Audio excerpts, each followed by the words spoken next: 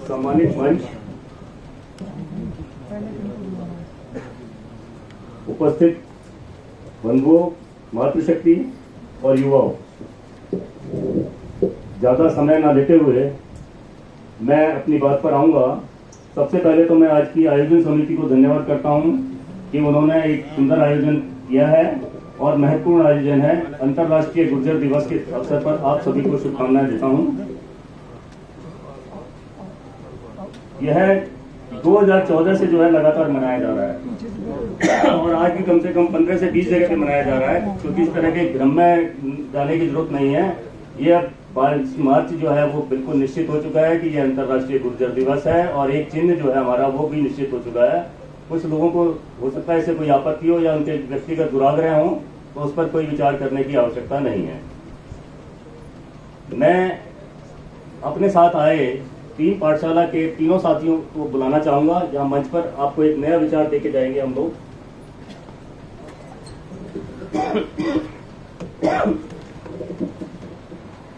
अक्सर जब भी कहीं कोई हमारा सम्मेलन होता है, कोई सभा होती है, तो हम बात करते हैं शिक्षा की। कभी हमने सोचा कि शिक्षा का प्रसार किस तरीके से किया जा सकता है।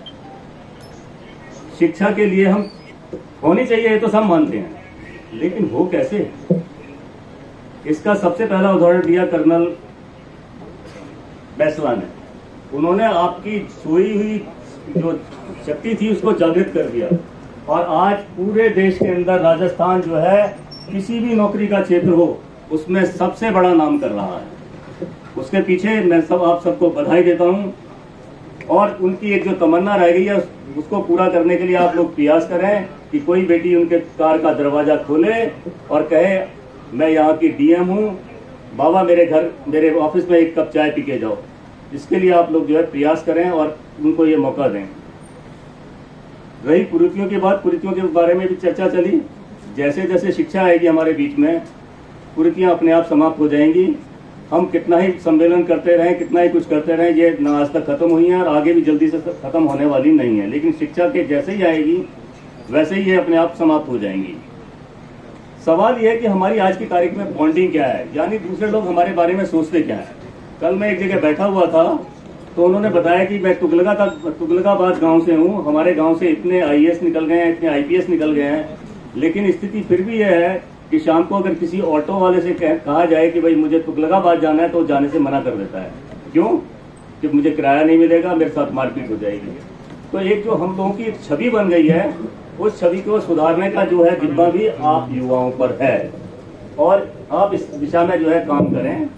सबसे पहले मैं जो है अब अपने साथियों को बुला के आपका उनका परिचय कराता हूँ। एक लाइब्रेरी मिशन पे हम लगे हुए हैं। इसके साथ साथ कर्नल बैसला ने हमें एक प्रेरणा और दी थी।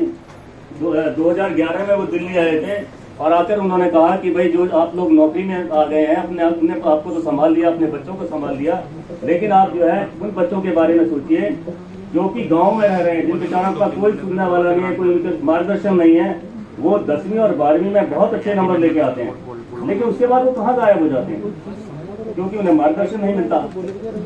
तो उन्होंने कहा कि आप लोग जो है ऐसी संस्था बनाइए जो गांव-गांव में जाए और वहां जाकर जो है बच्चों का मार्गदर्शन करे। सौभाग्य की बात है कि आज लांगरी साहब यहाँ बैठे हुए, वो भी हमारे सुयोग के कार्यक्रम के हिस्सा रहे हैं।